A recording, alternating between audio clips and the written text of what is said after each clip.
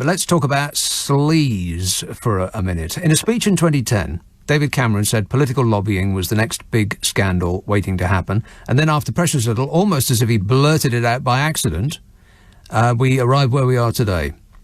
Now, to talk about that and related issues, Peter Geoghegan is on the phone. He is Editor-in-Chief for Open Democracy. Hello, Peter. Hello, Nick. How are you? Yes, good, thanks. It's surprising, isn't it, that David Cameron actually shone a light on this issue at all? Is it surprising that then we heard precious little about it? Well, this is a remarkable thing, really. I'm sure some of your listeners know that David Cameron's been in the news a lot in recent months when it comes to lobbying for a firm called Greensill, who had emerged that he'd done lots of lobbying for after he left government. And even when he was in government, he invited Greensill, this private bank run by an Australian financier who's gone bust, into government, having previously said that lobbying was this terrible thing. It was what he called basically the next big scandal waiting to happen, a quiet word. What happened was when he went into office, having said all these warm words, in office David Cameron brought in really weak lobbying regulations and registration. So weak that David Cameron himself didn't qualify as a lobbyist despite lobbying just about every government minister going on Greensill's behalf. And in many ways that flags up the problem with this, you know. Time and again, opposition politicians, whether it's Labour or Conservative, will say things about lobbying, talk about clamping down on it.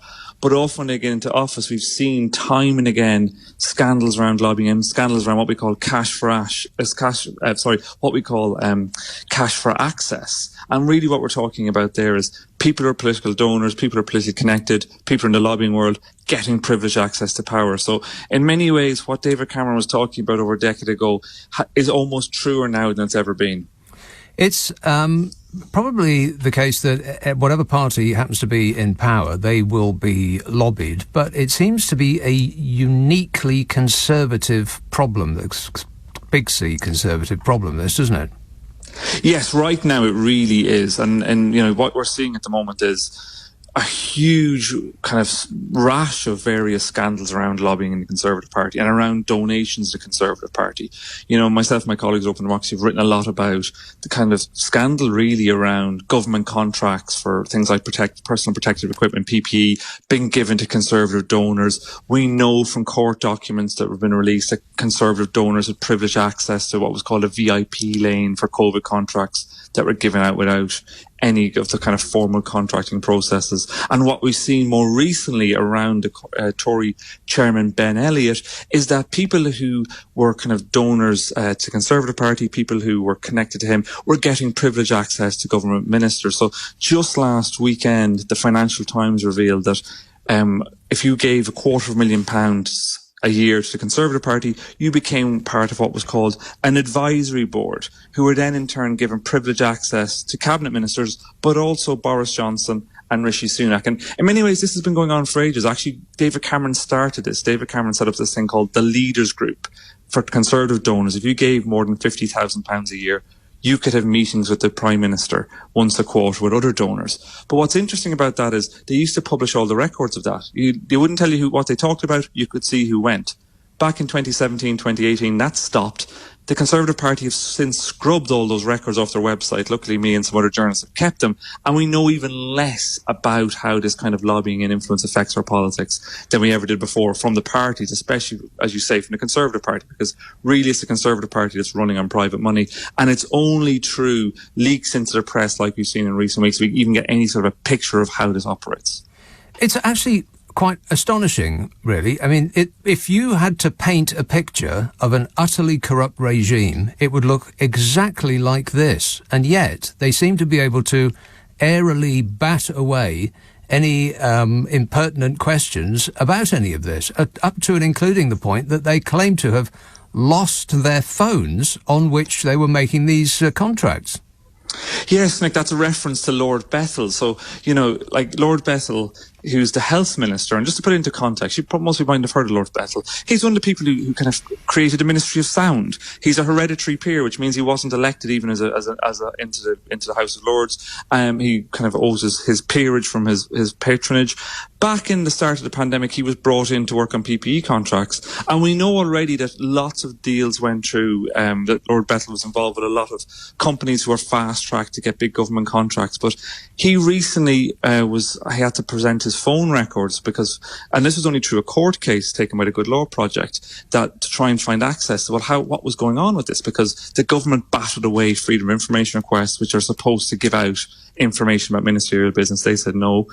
But then, lo and behold, when a court ordered that Lord Bethel give up his phone records, it turns out his phone was broken just around the exact same time the court asked him about it, and he didn't have to give up those records. What we do know, though, is that lots and lots of political donors were absolutely enmeshed in how government contracts are being given out. And we can see now more and more that, the pictures speak for themselves. We see images of prominent Conservative donors, or even Conservative donors who, frankly, most people have never heard of, getting access to government ministers, having the ear of Boris Johnson. We only heard leaks of it very recently that at this advisory board of top Tory donors, Boris Johnson was being pushed to make sure that they cut the rate of tax, that there was no increase on tax. And, the Conservatives will tell you there's no influence on policy from donors. But if you look at the records of who gives money to political parties, who gives money to the Conservative Party, and decisions that are subsequently made, it's very, very hard not to see some sort of record. For example, last year, myself and a colleague did a lot of research looking at donations from the property sector, from property developers to the Conservative Party. We found there was over £11 million in a year from Boris Johnson becoming Prime Minister. And you can see a lot of the legislation that's gone through has been very, very, very good for property developers. And, they will turn around and say, look, we're just giving money to parties. It's completely legal. There's nothing wrong with it. But to the public who don't have a couple of £100,000 down the side of their couch to give to political parties, if they want to get some access, if they want to get their point across, they're looking at this going, and I think like everybody else should, and going, well, is this like a pay-to-play situation? Do you have to, if you give money to politics, does that get you what you want? And what does that look like? Does that look like corruption? I think a lot of people would say that it does. Yeah, I mean, there's two sides of what the government will say, as you just described. They'll say, A, it's perfectly legal, and B, there's nothing to see here. Well, the B part is laughable. The A part should surely have something done about it. How can this be legal? Well, I think this is the big thing. There's been successive political funding scandals in Britain. In many ways, it's been the story of British politics, is a story of constant funding scandals. But time and again, nothing's been done about it. And there is things that could be done quite simply. One of the easiest things you could do is have a cap on political donations. I think to any right-thinking person, the idea that one individual can give hundreds of thousands, or in some cases millions of pounds to a political party, and that's perfectly fine every year, and they can get access to that, and they can, as often happens, they'll end up in the House of Lords. The House of Lords is full of political donors, so there's a very clear path, to getting into the House of Lords through political donations. And if we capped political donations, say £10,000 a year, which I think most people would think is quite a large amount of money, that would help to stop this level of access. And these policies and these plans have been put before time and again. There's been so many parliamentary inquiries into political funding. Time and again, they come up with recommendations and they're never taken on board. So we've got this situation now where we know you can buy access to the top table. It's advertised, for crying out loud. It's advertised, if you give X amount of money to the Conservative Party, you will get, in the case of the Leaders Group, £50,000 get you 4 dinners every year with the Prime Minister and leading government ministers. And if you look at other countries, it's also cheap. That's the other thing that I can never get over when I do this work. I haven't got £50,000 to spare, but you'd expect it would cost millions, tens of millions. Yeah, it instead seems a couple of grand. Yeah, it seems to be the best investment you could possibly make to write a cheque to the Conservative Party. Nothing pays out quite as much as that. Well, if you'd done that a few months before, around January, February of last year, just before the pandemic started, you'd probably be quids in now. Well, we were talking billions. I'd be talking to you on my boat. And I probably would just put the phone. I probably wouldn't even take the call. I'd be so busy sunning myself. Now, the government does say, well, of course, we need to get information from people in business. It's vital. That is what the public wants. They want us to be informed to make the best decisions. But what comes with that is that people, even if there's nothing underhand, which I would seriously doubt, it does mean that people have access to what the government is going to do, which sounds like insider dealing to me. Well, the thing is, it does. I don't even think it works on those terms. The government's line on this, and political parties' lines, the Conservative parties, that look, business is so important, and we need to listen to business, and we should have the best of business represented. So political donors give us money and they get access. And in one way, they won't put it as bluntly as that, but that's basically what's happening.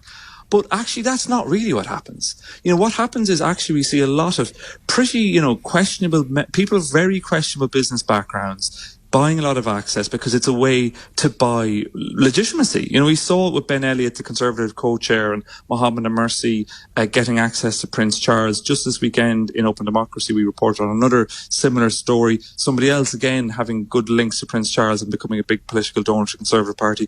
We're not really seeing the great and the good of the entrepreneurial world. We're not seeing the next tech the next tech sector billionaire giving money to the Conservative Party and influencing policies and being able to talk to government if that's the goal. Because if the goal of this is to get the great and the good and the best minds in business to engage with government, encouraging that only to happen or predominantly to happen through political donations is probably the worst way to go about it. Because if you're a successful person in the tech sector or whatever else, well, you're going to take one look at this, as you say, you've basically, kind of outlined what looks to most sane people like a swamp. You're going to look at that swamp and go, why would I get engaged with that? Why would I bother? Too much reputational damage. Of course, completely. The Conservative Party aren't going to even consider changing this because that's where they get their money from. They have most of their money, which is considerable, come from a very few number of super rich individuals, whereas the Labour Party, their funding comes from completely the opposite. It's like a mirror image, isn't it? They get very little money from wealthy individuals and almost all of their money from small donations from large numbers of people, usually through the unions. And it isn't a problem that billionaires, if they give money, are giving it for their own interests, the interests of that specific billionaire.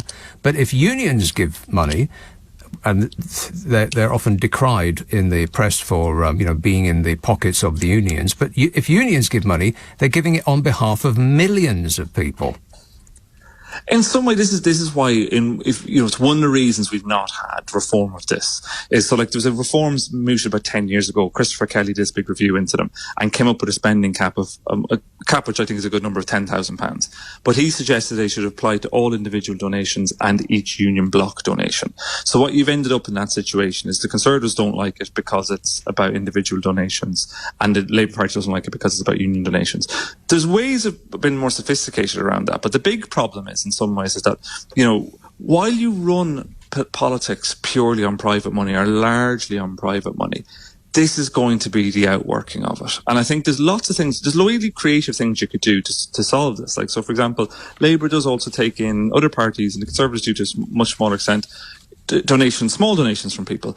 What we could do is incentivise small donations. You could match fund small donations. So say every donation under £500 will be match funded by the public purse to the tune of 5, 10, whatever you decided it to be.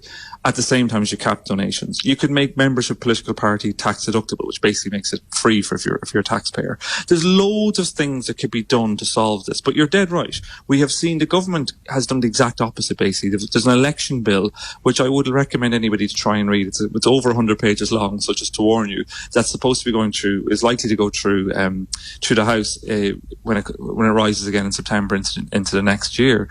And that election bill, as well as things around voter ID and kind of curbing access to the voting box, interestingly, it does not do anything for political funding, really.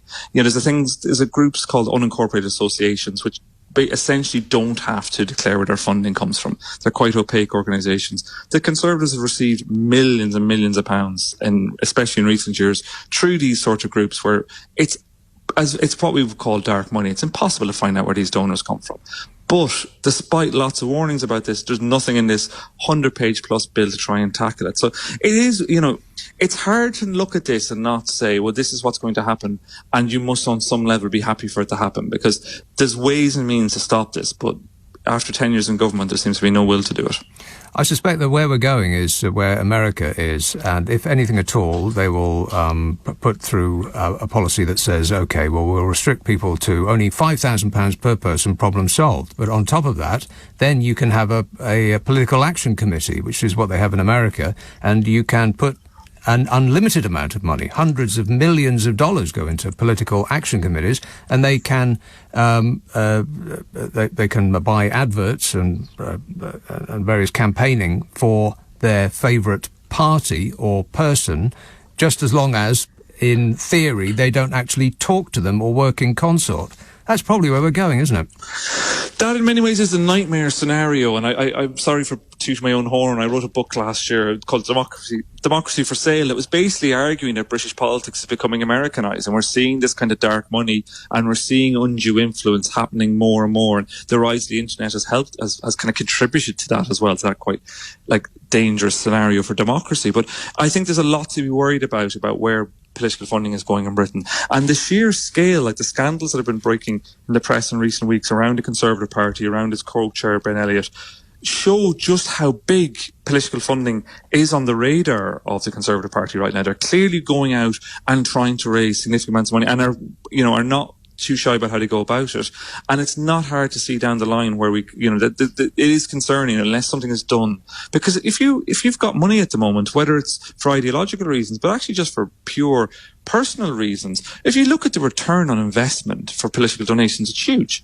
Give a couple of £100,000 and get in the House of Lords. That's worth a lot of money to a lot of people if you're in business to be in the House of Lords. Here's Lord X. Well, that's going to get you a lot. That's going to get you, lots of access to things.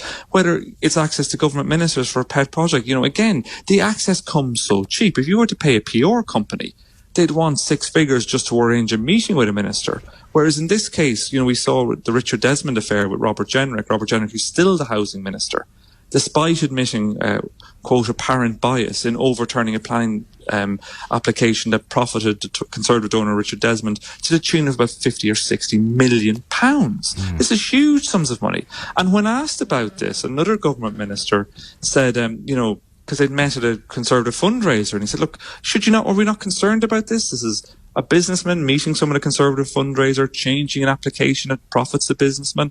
And the minister said, no, if anybody can go and meet ministers, if they can go to Conservative fundraiser too. Yeah.